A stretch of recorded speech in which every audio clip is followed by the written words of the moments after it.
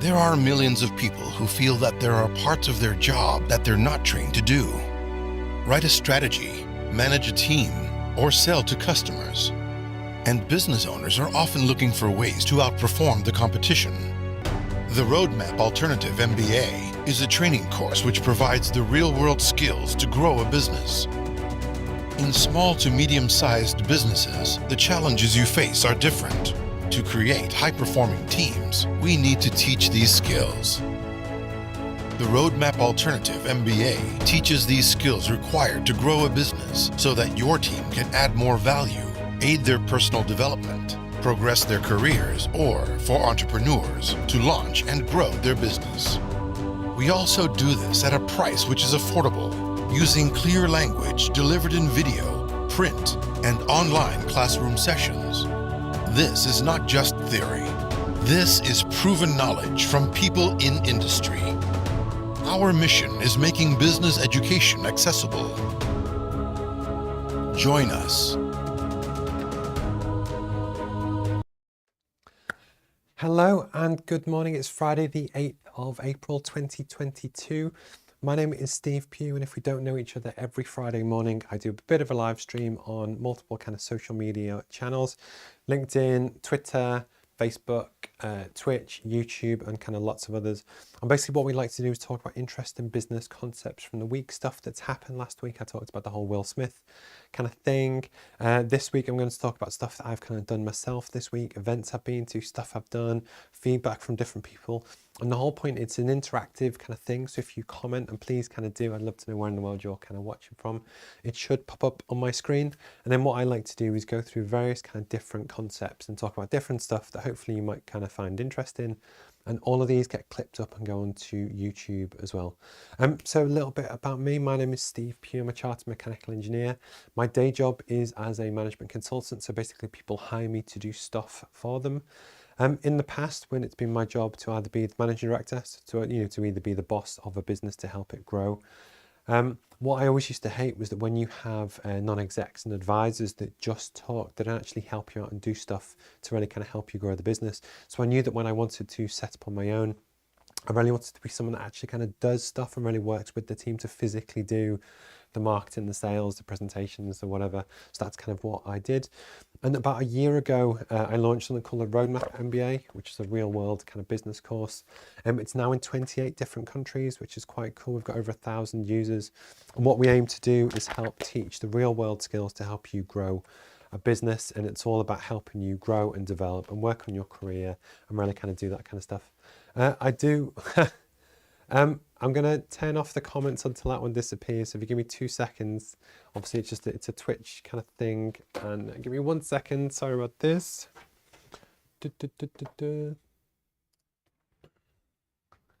See, again, that's the wonder of doing live stuff on the internet, is that you get stuff pop up that maybe you don't want to. And yes, it does kind of prove the point that across any of the kind of social media channels, if you get a comment and get involved, it will pop up on the screen. And I love it genuinely when kind of people get involved, but ideally when it's kind of real people and not just a spam kind of thing, but regardless. Anyway, so some of the stuff that I also like to talk about as well. So the topics I'm going to cover today, one is actually why is working for yourself a little bit like Tetris. I find that really interesting. It was a concept I came up with about 2 weeks ago. So I wanted to kind of talk about that. And actually it might just help you think about different things in a different way that might be interesting, it might be not. Lessons learned from VR. So actually I'd started around the 10 of the year to I bought a 360 camera to record this and record the room in a way that actually with things like the metaverse and how the world is starting to go to do that kind of thing, I wanted to learn the craft, which is the most important thing. Last weekend I bought this. It's an Oculus Quest 2. And what's actually really interesting is actually the ability to learn new stuff and how you can learn really, really quickly. So actually, I'm going to talk about that and the lessons that I've learned just in the first week of actually, although I'd been filming it for a while, when you actually watch with a headset, it's a whole different ball game. So I want to kind of talk about that just in case you want to kind of get into metaverse stuff or whatever yourself. I'll hopefully kind of help.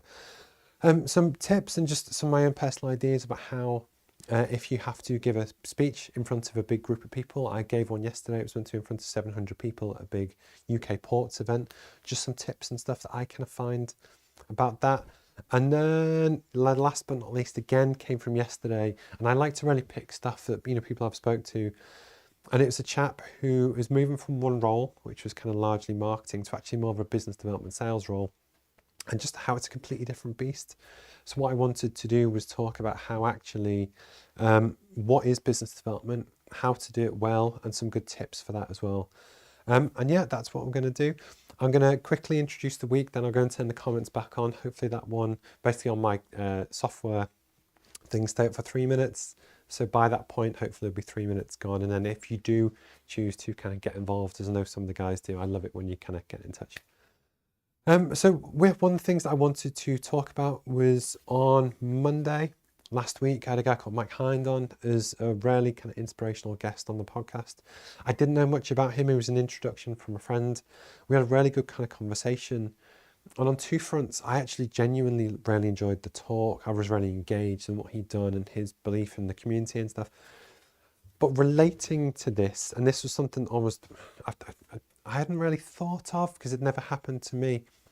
So the interview was live on Monday.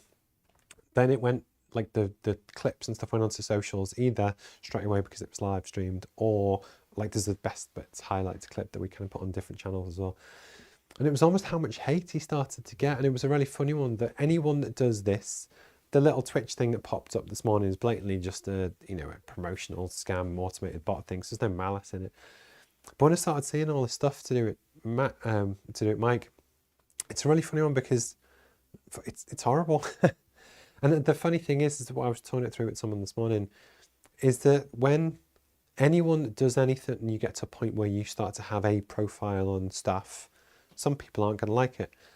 And it was almost, but what kind of got me, so most of it was coming off Facebook and Twitter, but it was the amount and the content, and it was quite malicious, and it wasn't just on one thing, and it was just on lots of different, and it's funny, it reminds me almost of how cruel the world can be on stuff like the internet, that actually, I get why both you could easily, so if I was getting trolled every time I did this, for one, I'd turn the comments off, but actually, I probably would stop doing it because it's not worth the hassle. But actually, I hadn't really seen it firsthand. So actually, for someone that I spoke to, and then actually on my channels and the content that I'd done, I was caught in two minds because what I originally started to do was just delete all of the kind of blatantly negative comments that I didn't think necessarily had grounds.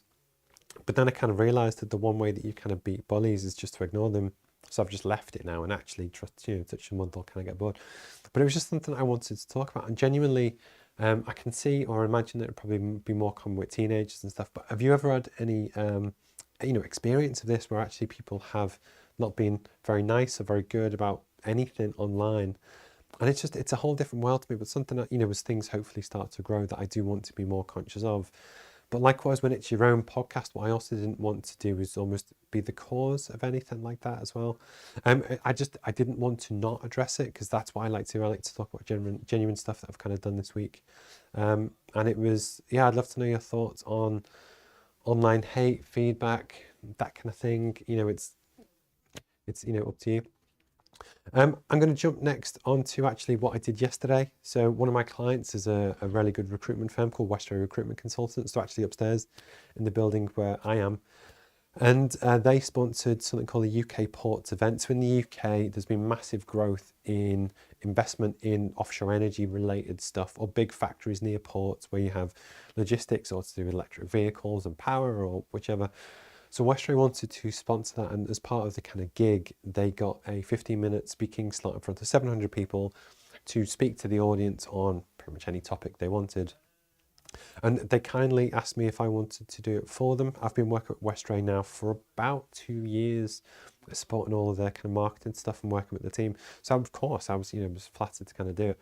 And then one of the things that we decided to do was actually talk about a topic which really might be interesting to the audience, if that makes sense. So one of the things we really kind of decided to do is that if you've got a room full of people that are either senior managers, business people, salespeople, it's the unspoken thing that most people don't like recruiters and they don't want to hear about a recruitment firm or whatever. So we didn't take that approach. And what we decided to do was talk about the commercial risk on projects.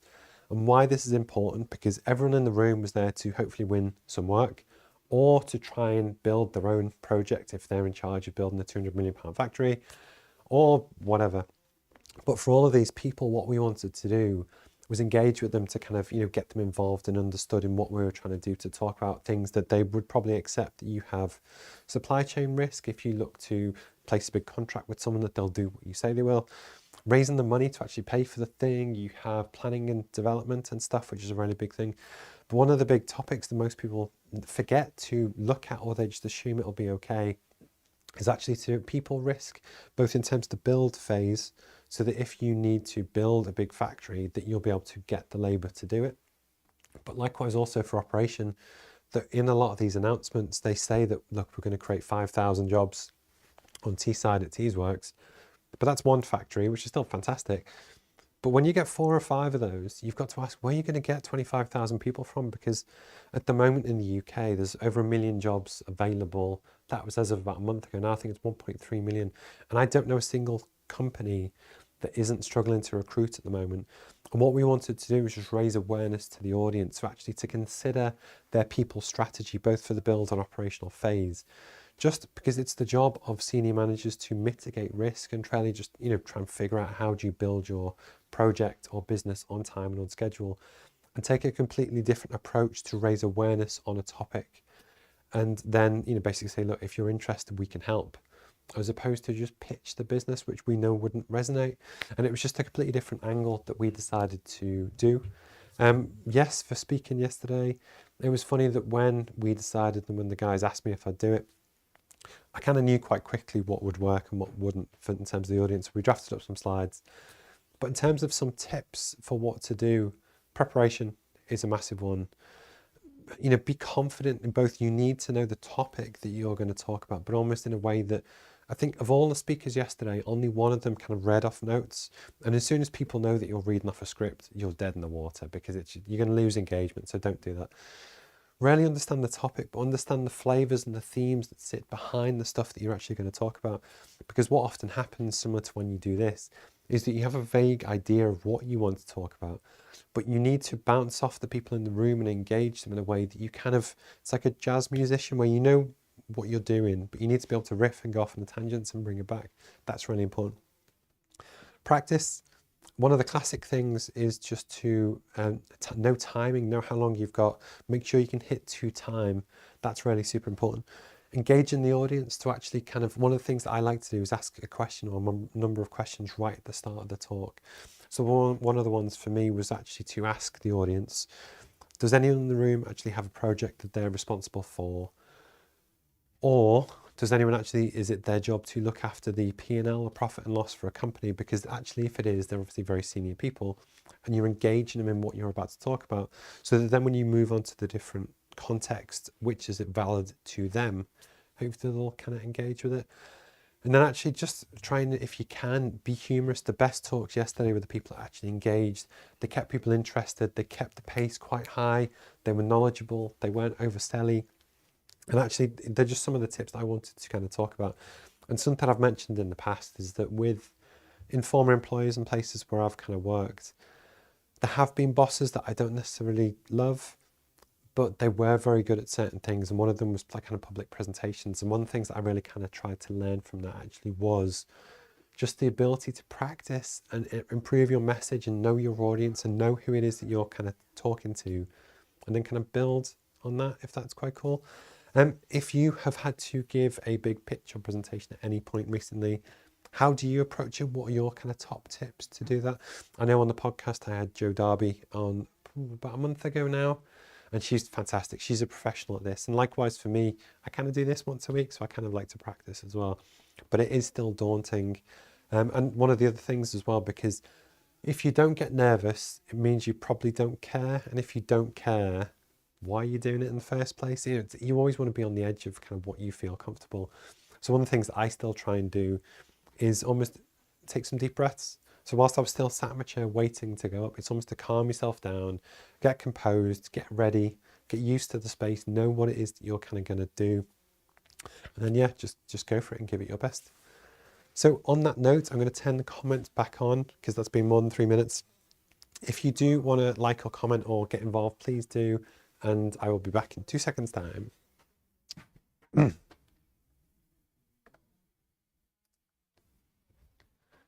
There we go. And I'm going to do one more thing. Start recording. There we go. I couldn't talk about the VR section of the talk without actually recording it in VR and 360. And part of the kind of nuance that I've really kind of discovered since starting VR is how temperamental a lot of the stuff is. So actually, I'm just going to do this 1 second.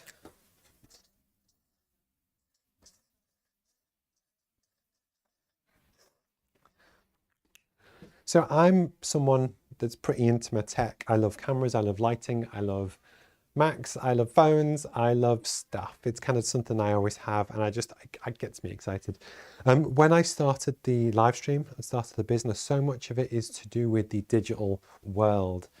That actually through having a good studio and being able to broadcast around the world, in theory you could have 1 million people watch this right now. And I don't have to do any more effort and work. But actually this is broadcast on most social channels. I broadcast at 1080p, which for me is still very good.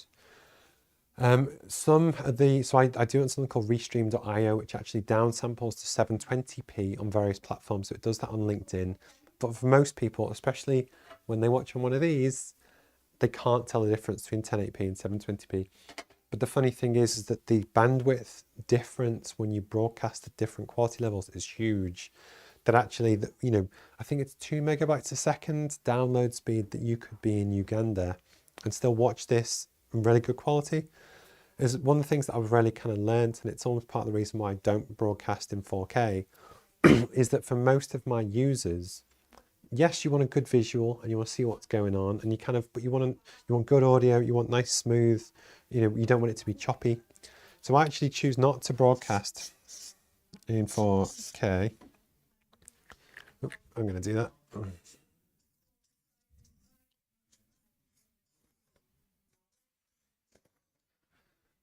So I don't broadcast in 4K just because actually for 99% of users, they wouldn't see a difference. But I know when I actually broadcast, it takes up so much more bandwidth that it's actually a terrible experience on the other end. So actually don't do that. And if you can, especially if you're starting to find your feet, to be honest, 1080p is more than good enough for kind of what you want. But I knew that kind of moving into the future, at some point, we're actually going to move past this. And, one of the big things that any business strategy book will tell you is that actually what you want to do for any business is almost be able to jump on the next big thing early, if that makes sense. So one of the things that I wanted to do was start to get a feel for 360 video, VR, metaverse, because actually it's been in all the headlines. Facebook quite literally changed their name to Meta, and everyone from Disney to Nike, everyone is starting to really kind of jump on this just to get a feel for what is it, how does it work. So I wanted to do exactly the same. One of the things that I've spoken about in the past, if you go into the Roadmap MBA YouTube channel, you'll actually be able to see the 360 videos. I bought a camera called the Insta360 One X2, which is what it's called. And basically what that does, it records the entire room in 360 all the time, if that makes sense. And one of the things that I wanted to do, because I wanted to kind of, didn't want to duplicate content, so I actually hung it from, I've got a pole, which I've since taken down, which was just out of shot of this camera in front of me, and I have these little desks that you can probably see. And I was hanging it down and filming the shot, so that for you on this shot, you couldn't see that camera, but I thought it was a clever way to kind of keep the camera close to me, get a feel for the room, and I was trying to get it to work. And when I looked on YouTube, I thought, oh, it's quite cool, and I was starting to learn my kind of craft. What was interesting is that when you actually kind of start to use one of these, which is the headset, on a phone or on kind of YouTube, you can use your mouse to scroll around 360 video to almost like navigate the room, if that makes sense. And that's quite cool, and it kind of works. But when you actually put the headset on, it's a whole different ball game because it does feel like you're actually in the room, if that makes sense. But what I wanted to do is share some of the learnings just from the past week in case any of you are ever interested in this kind of thing. So the first thing that kind of stood out to me was that I'm 6'3", But the way that I'd set up the camera shot to film hanging from the roof, it was basically 7 feet in the air. But what that meant is that when you put the headset on, I'm tall anyway, but it was really disorientating because it just felt like you were really tall and it wasn't a comfortable experience. I thought, okay, well, I need to change that. The next thing, which again, I would never have guessed, is that I have, again, these kind of pedestal kind of tables that I put stuff on. When the camera was above it and you looked down, it felt like you were stood on the tables, which when I know that these tables are probably like 4 or 5 foot high, it was really trippy. And it's all these little things that sound stupid, but it's the nuance of trying to learn your craft, to actually learn a new industry, to how you can kind of make it work. That actually what I've then done, and I tried to do today, is to scrap that idea, instead move the camera to kind of 5'6" height, so like regular person height, and try and film from a different angle just to try different things. And I've just realized I've already made one of my own other mistakes, is that when you look at a lot of the example videos for 360, underneath your feet, often it's quite a plain one. And I think that's so that if you actually look down, it's not a bit trippy. I've made the mistake, and it's a classic thing, but it's the whole point of learning your craft. I've got the camera next to my laptop, so when I put the headset on, it'll feel like I'm stood on the laptop, which makes no sense at all. But it's these kind of learnings that at the moment I'm learning from scratch, that in 5 years' time, when we do kind of, start to broadcast and do stuff so that people genuinely feel that they're in the room, you need to get right. And it's important to kind of learn your craft as well. The other thing which I just want to talk about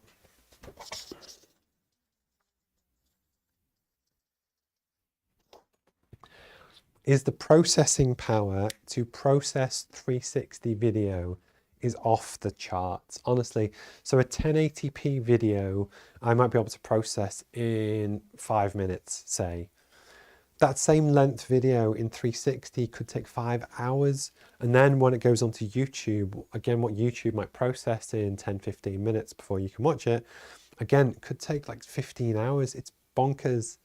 But why that's really interesting is that I now know that as the world gets better and the quality gets better, that machine that I currently have, which was a top spec 2020 iMac, just will not be able to handle regularly at a high level 360 video. It just can't process it.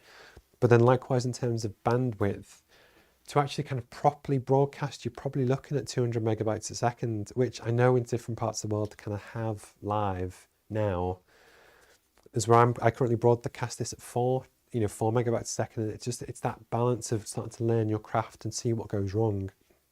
But actually in 5-10 years time, if you genuinely kind of know your craft and know kind of what works, you'll be ahead of the game, which I think will be quite cool. But one thing I was really super impressed with the Oculus is actually how immersive it can be. Some of the games when you kind of get into it and you can look around. But I do genuinely believe that when it is the future for kind of online learning. It was quite trippy when I did the first test last Saturday in this room, watching myself in this room as if I was here. It was really trippy, but quite cool at the same time. And it's something I wanted to kind of talk about. And last but not least, because it happened on this very same kind of broadcast, at the moment, the stuff is very temperamental. So with my DSLRs that I do my podcast interviews and the broadcasts on, I have them kind of hardwired in. So they run straight to the machine on USB. They have dummy battery power so that they can just run as long as I have mains power, but they'll just work for hours and hours and hours and hours. This camera, when I was recording last week, cut off. I think it cut off after like 29 minutes and 59 seconds. And it did it this morning. So even though I was only about 5 minutes into the broadcast, it turned off itself. And it's still very buggy, but it's important to kind of learn your craft. And what I wanted to do is just be honest and share some of my kind of findings on different stuff. I'd love to know actually, do you ever want to get into VRs or anything that you've kind of looked at that you just might find interesting? And hopefully I'll continue to kind of share the journey that realistically it will be a niche sideline thing for me for the next few years. But at some point it'll be like mainstream, and it's at that point that I would really love to kind of be ahead of the game as well. Okay.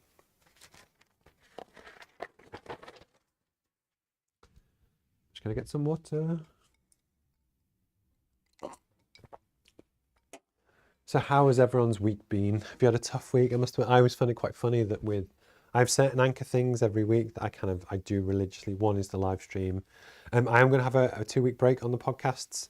That basically with half term, and actually I've just got a lot of stuff on that I'm going to give that a little break for a little bit. But it's about just managing your own time, about how you kind of get through the week. And relating to this,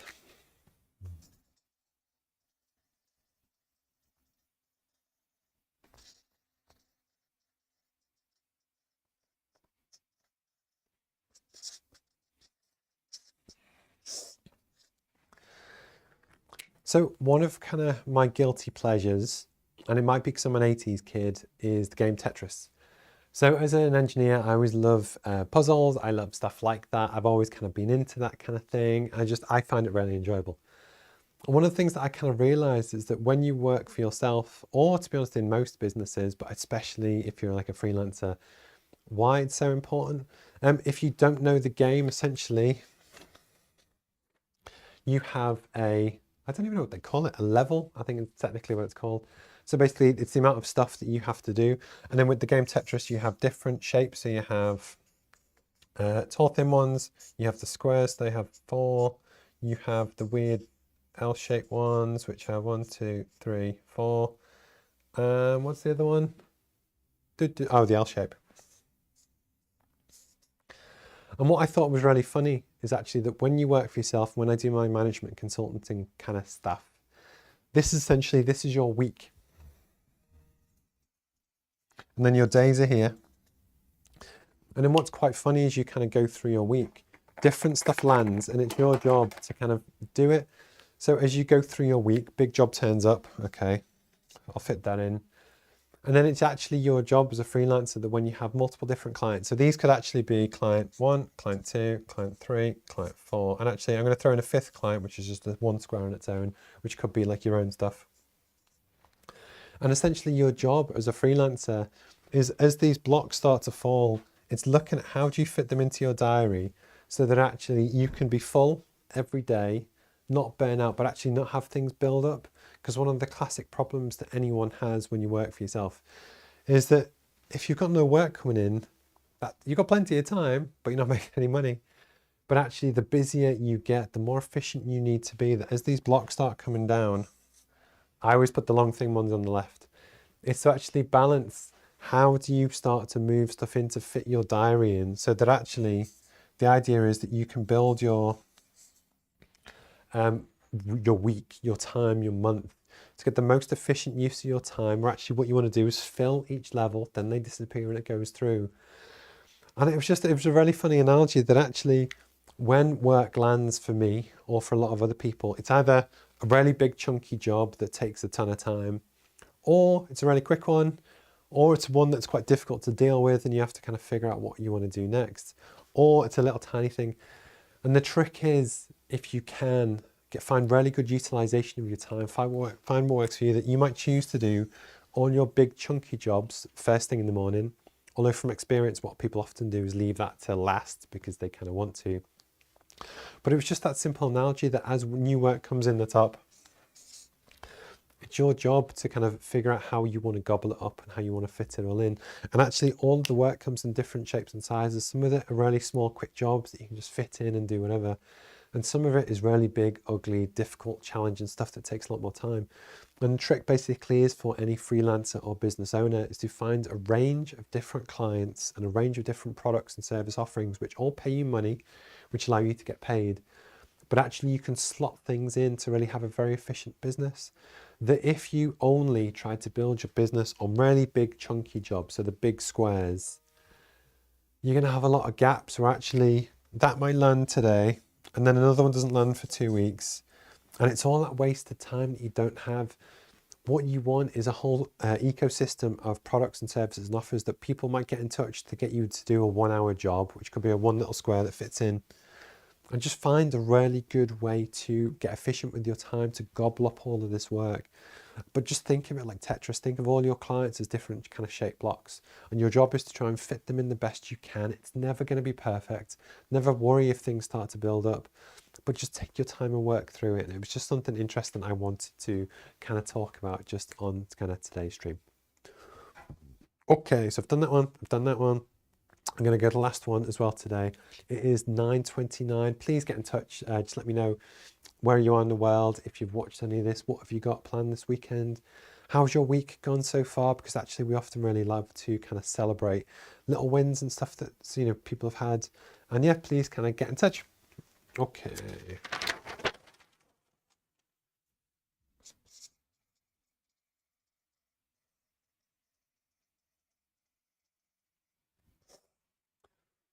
Okay. So one of the things that I wanted to talk about, and this was inspired by a friend yesterday that had moved from a marketing role into a kind of sales business development role, is what is business development? How does it work? What's the aim and goal? How can you do it better? And just to really kind of give you some tips and stuff on that. I've kind of built a lot of my career in business development, and actually there's a lot to it that isn't rocket science, and I just wanted to kind of talk it through, but almost really explain what is it and how does it work. So you've probably all seen a sales funnel where basically what we try and do is raise awareness at the top. So this is generally where your marketing comes in, and it's ways that people just know that you even exist is often the kind of biggest thing. Then right at the bottom you have your revenue, and ideally it'll be repeat revenue where people continue to buy your stuff. And the whole point is it's how you take people through this kind of journey. One of the things that's often you see is the first bit for people to even know that your product exists is marketing. And this is where those guys want to really make sure that what you produce is what the customer wants and that kind of thing to get people interested. But then actually the process of how you go from the inflow of people that make an inquiry to actually going all the way through to revenue, a lot of people class as sales. But there's two kind of distinctions for me with this. Sales technically for me is when you handle an inquiry to take them down the funnel, if that makes sense, which would be here. And for me, business development is the bit in the middle.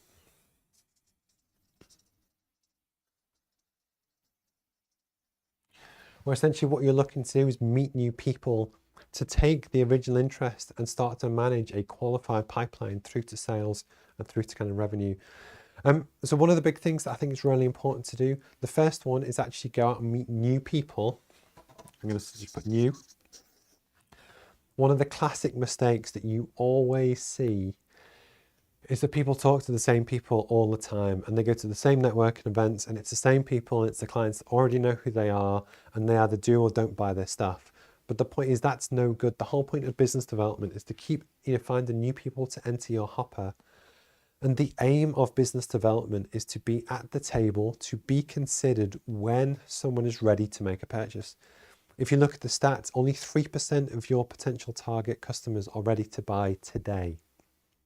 So what that means is, for one, you want to be accessible so that if those people get in touch, you can actually handle the inquiry and go back to them.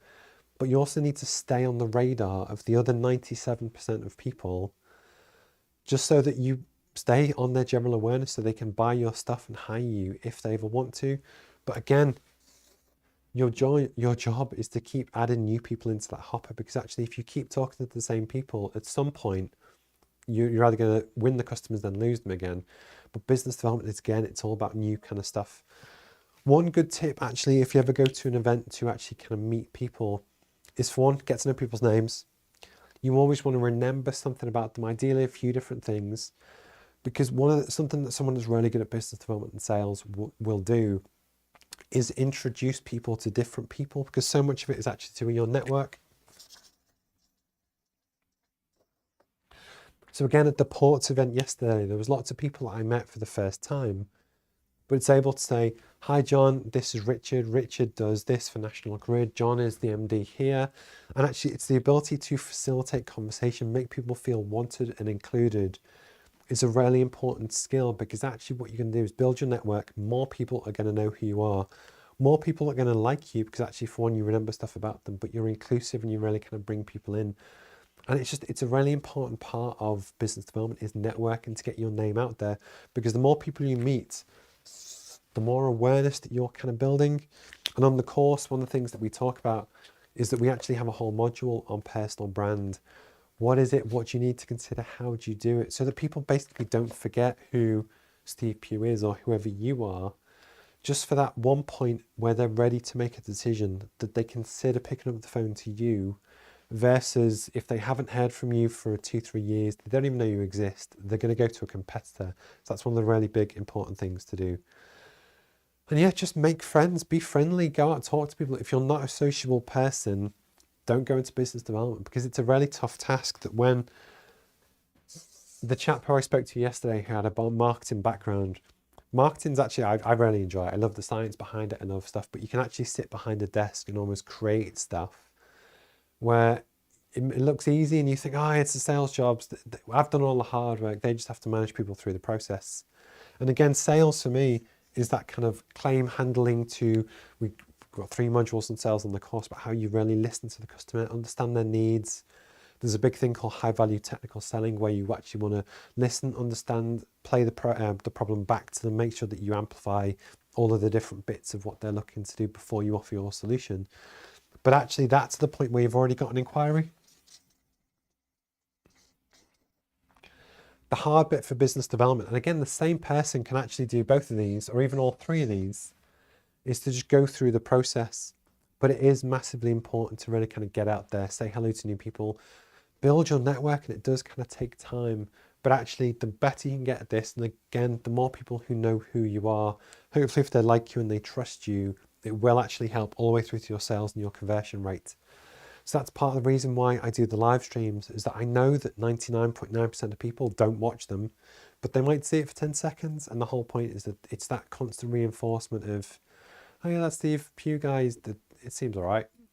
And that's almost enough, because it makes me different to people that they haven't seen.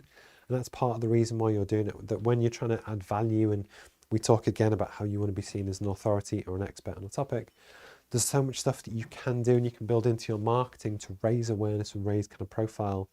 But again, in terms of business development, the reason we do it is to actually get money through the door at the end of the day. And there are ways, tips and tricks to do it. If you work in business development or sales yourself, I'd love to know your stuff. What are your best tips? If you were to give advice to someone who's new in the industry, what would you say to them? Yeah, I love it if you get involved. And then likewise, if you see this on YouTube or whatever, please kind of reach out. And I love it when just I get to meet new people. Okay. So I think at what we are, 9:37, I'm going to call it quits today. It has been a super long kind of week. I always find it funny that I think I had 12 emails just this morning before I started the stream. I'll probably be double that now. And again, going back to the Tetris analogy, it's just a way to kind of keep battling on, do your best, enjoy what you're doing. And then if you can, always try and build towards your bigger term dream, which I always try and do as well. My name's Steve Pugh. Thank you for your time as always. Have a great weekend. Have some time off if you get the chance. If you don't, good luck working hard. I will see you next week. As mentioned, I'm going to take a break on the podcast for 2 weeks. We've got half term next week, so people aren't going to be there to watch anyway. Plus, I also don't want to put a guest in a difficult position if they're meant to be off. So I'm going to break on that. And then we've got Easter in the UK as well, which is a week off. So I'm taking 2 weeks off the podcast. But I will be back at some point soon. Thank you for your time. Have a great day. Good luck with your business. And if you ever need anything, please feel free to get in touch. All right, cheers, guys. Thank you. Bye-bye. Bye-bye.